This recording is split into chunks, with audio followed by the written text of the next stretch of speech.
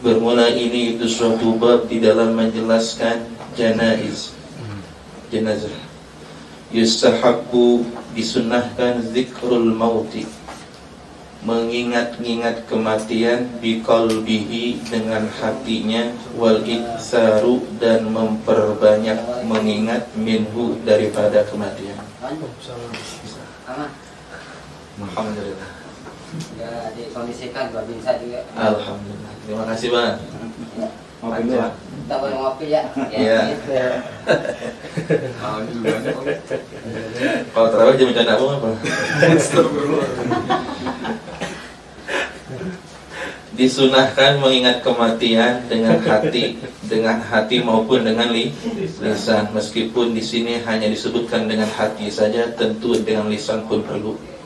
Wal iksaru, dan memperbanyak zikrul maut, minhu daripada zikrul maut.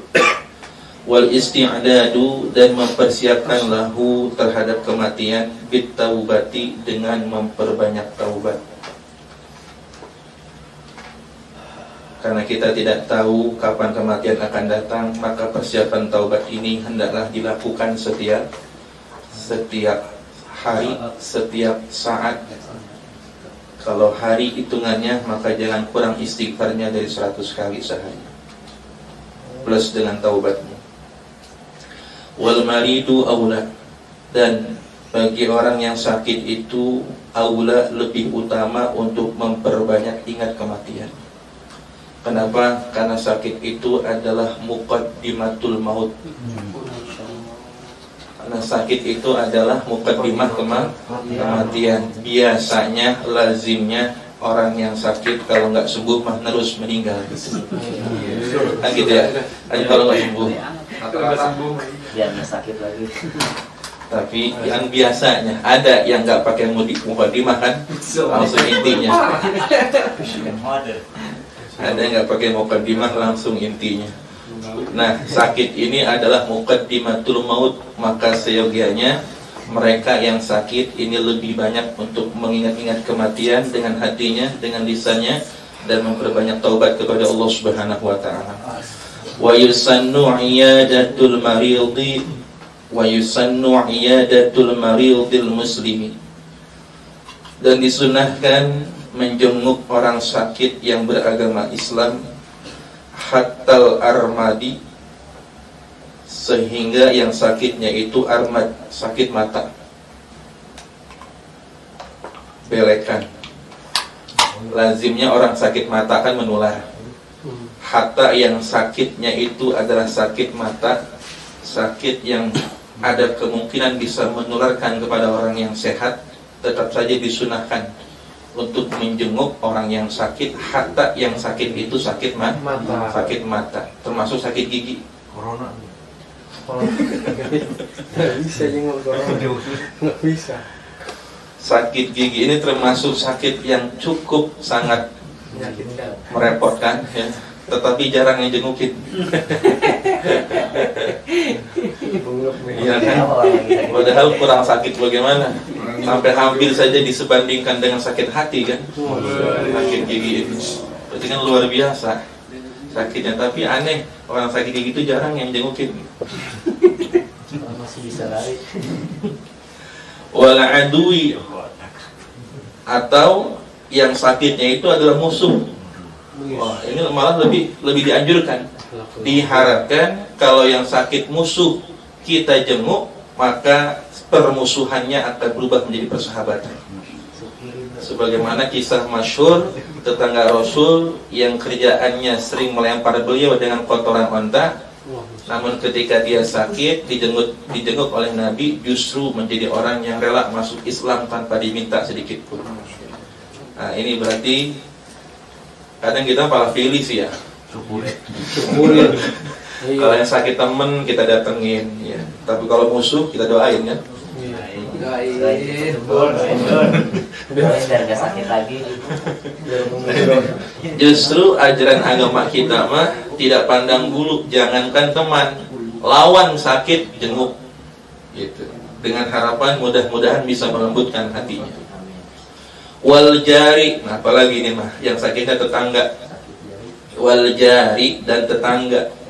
Apalagi tetangga mah sangat dianjurkan untuk menjenguknya. Wal kafiri, masya Allah. Dan orang kafir sekalipun. Tapi kafir di sini kafir zimmi, bukan kafir harbi. Kalau punya tetangga kenalan orang kafir non muslim sakit, jenguk ya. Ya sama. Mudah-mudahan Allah lembutkan hatinya. Karena biasanya orang sakit itu lebih mudah menerima kebenaran ketimbang orang yang tidak sakit, karena lemah. Ya, lemah banget emang orang sakit itu. Orang sakit baper emang. Nah ini ya. Tapi kafirnya kafir zimmi. Kalau kafir harbi mah antepin aja. In kana jaron, jikalau keadaan kafir tersebut jaron, tetangga kita, ya. Au qariban, atau kerabat. Ya, orang kafirnya itu tetangga kita, atau boleh jadi dia adalah kerabat kita yang masih beragama non Islam. Nah, ini sangat dianjurkan kita untuk menjenguknya. Menjenguknya kapan? Waktunya gibban, sesekali saja. Gibban, jangan tiap hari jengkin orang sakit. Gibban, sesekali saja, kecuali memang sakitnya parah dan butuh ditemani. Boleh ini kita. Tapi kalau hanya sekedar menjenguk saja, maka kita punya peraturan, jenguknya al-yaum ba'dal yaum, ya. Jangan tiap hari, ya, dikasih jeda menjenguknya, ya. Kemudian di antara akhlak kita ketika menjenguk orang yang sakit adalah wa yukhaffifu, dan mempersingkat waktu penjengukan. Yukhaffifu, dan mempersingkat waktu ketika menjenguk. Curhat. Ini mau jenguk orang sakit, sampai yang sakit ngap-ngapan, orang kapan pulangnya? Gue pengen istirahat. Sampai yang sakit ngarepin pulang. Kalau gini matiin kalian dah. Sampai pulang. jengukin orang sakit, malah dia yang curhat orang sakit. Makin sakit aja. Nah, ini adabnya, kalau jenguk orang sakit jangan berlama-lama, persingkat saja, to the point, ya. Datang, tanya keadaannya, doakan, hibur, pulang. Jangan berlama-lama. Wa yad'u lahu, selain mempersingkat kunjungan, wa yad'u lahu, dan doakan si sakit bil afiyati, dengan afiyah. Jangan didoain biar punya bini dua, jangan. Pernikahan.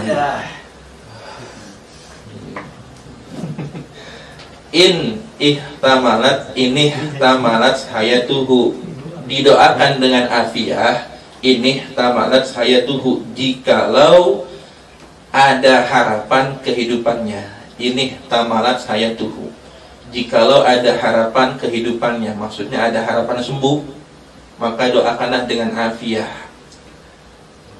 Kalau kelihatannya ini mas sakitnya jauh dari mati gitu, ada harapan sembuh, doain afiyah. Sakit gigi. Iya, doain afiyah, ya. Yang kelak. Apalagi cuma sakit tangan mah doain.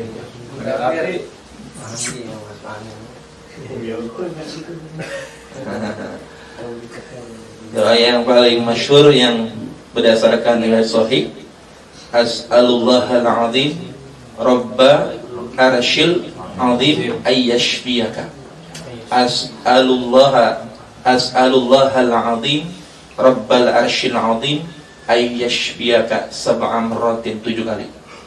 As'alullahal azim rabbal arsyil azim ayyashfiyaka, 7 kali. Ini khusus doa yang dibaca kalau memang ihtamalat hayatuhu, diharapkan kesembuhannya, diharapkan kehidupannya. Insyaallah barokah doa ini, yang sakit akan disembuhkan oleh Allah Subhanahu wa taala. As'alullahal azim rabbal arsyil azim ayyashfiyaka.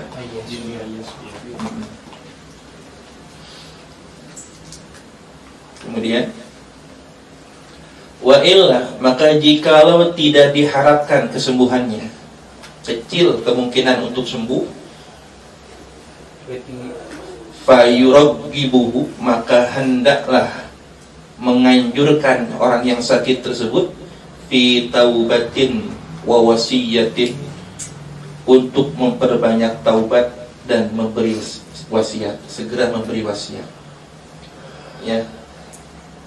Jadi kalau kemungkinannya kecil, ini mah udah kecil, maka dianjurkan, dinasihati untuk banyak istighfar, banyak tobat, ingat dosa-dosa masa lampau, dan jangan lupa diingetin untuk memberi wasiat. Ya, wasiat ke anak-anaknya, tanah yang di sebelah rumah jangan dijual. Utang penting ya, utang segala macam, wasiat. Wa tahsinu dhannihi billahi ta'ala, dan membaguskan sangkaannya itu si marid billahi ta'ala, kepada Allah Ta'ala. Baguskan sangkaan. Ya, ini akhlak orang yang sakit, berhusnuzanlah kepada Allah bahwa kita akan memperoleh husnul khotimah. Jangan nyangka yang macam-macam. Ingat, Allah itu tergantung kepada prasangka hambanya. Jangan terlalu banyak prasangka buruk. Ketika sakit, banyaklah prasangka baik kepada Allah, bahwa sakit ini adalah penggugur dosa, bahwa ini adalah muqaddimatul maut, yang insya Allah akan kita kepada husnul khotimah. Baikkan sangka kita kepada Allah. Wa yuhsinul maridu zannahu billahi ta'ala.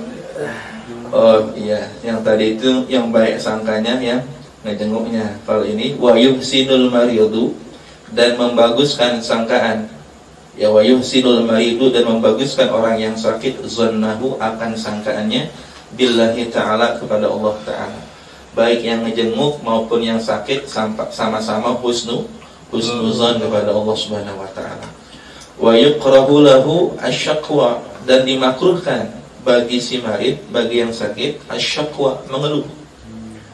Ya, makruh dia syaqwa, mengeluh tentang keadaannya, kecuali kepada dokter. Ngeluh ke dokter boleh. Untuk apa? Untuk sekedar memberitahu kondisinya kepada dokter, supaya apa? Jadi acuan dokter untuk memberikan obat yang tepat. Sakit pak? Enggak, saya mau sehat. Sombong amat. Dokter bingung jadinya. Sampai berobat terus. Nah gitu, kecuali pada dokter boleh-boleh aja. Ya. Atau minta didoain boleh. Kalau minta didoain mah bukan ngeluh. Doain saya biar lekas sembuh, boleh. Bukan ngeluh itu mah. Boleh. Boleh. Doain saya biar cepat move on. Bukan ngeluh gitu. Ngeluh mah ya ngeluh, orang mengeluhkan keadaannya. Tapi kalau minta didoakan, menyampaikan kondisinya pada dokter, itu bukan termasuk pada mengeluh. Meminta solusi. Meminta solusinya yang mana? Al-umur bimaqasidiha wa tamannil mauti, dan dimakruhkan juga ngarep-ngarep mati. Tamanni bukan taruji, baca benar, menghayalkan kematian. Wa tamannil mauti, dan makruh menghayalkan kematian. Pengen mati. Makruh Daripada hidup begini mending mati aja sekalian dah. Yang gitu Bapak tuh. Ya. Sorry. Jangan ya. Bila khaufi, nah makruhnya di sini, makruh menghayalkan atau minta mati itu bila khaufi fitnatin, dengan tanpa kekhawatiran terhadap fitnah. Fitdini di dalam agama. Makruh minta mati itu kalau tidak ada rasa khawatir terhadap agama. Tapi jikalau kehidupan malah akan membuat agamanya rusak, maka tentu kematian jauh lebih baik buat saya. Daripada saya hidup, iman saya hilang, lebih baik saya mati dalam keadaan beriman. Boleh. Jadi kalau nggak ada rasa khawatir merusak akan ada fitnah terhadap agamanya, kematian itu, meminta kematian itu lebih baik daripada hidup. Kalau urusannya masalah agama, ingat, agama tidak ada hubungan dengan harta, tahta, apalagi wanita. Agama. Ente ditangkap sama musuh, disuruh keluar dari agama Islam, murtad ente. Daripada saya murtad, bunuh saya, pancung saya.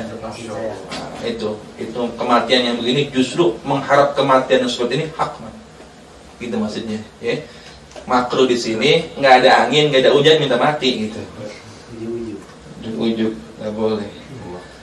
Wa iqrahuhu, dan makruh juga memaksa kepada orang sakit ala tanawulid dawai, untuk mengkonsumsi obat. Makruh hukumnya memaksa orang sakit untuk mengkonsumsi obat, untuk minum obat. Kalau meskipun obat ini adalah bagian dari ikhtiar, tapi kita nggak boleh maksa kepada orang sakit untuk mengkonsumsi obatnya. Karena bagaimanapun juga kesembuhan dari Allah. Obat hanya sebagai perantara saja, wasilah saja. Kesembuhan hak dari Allah.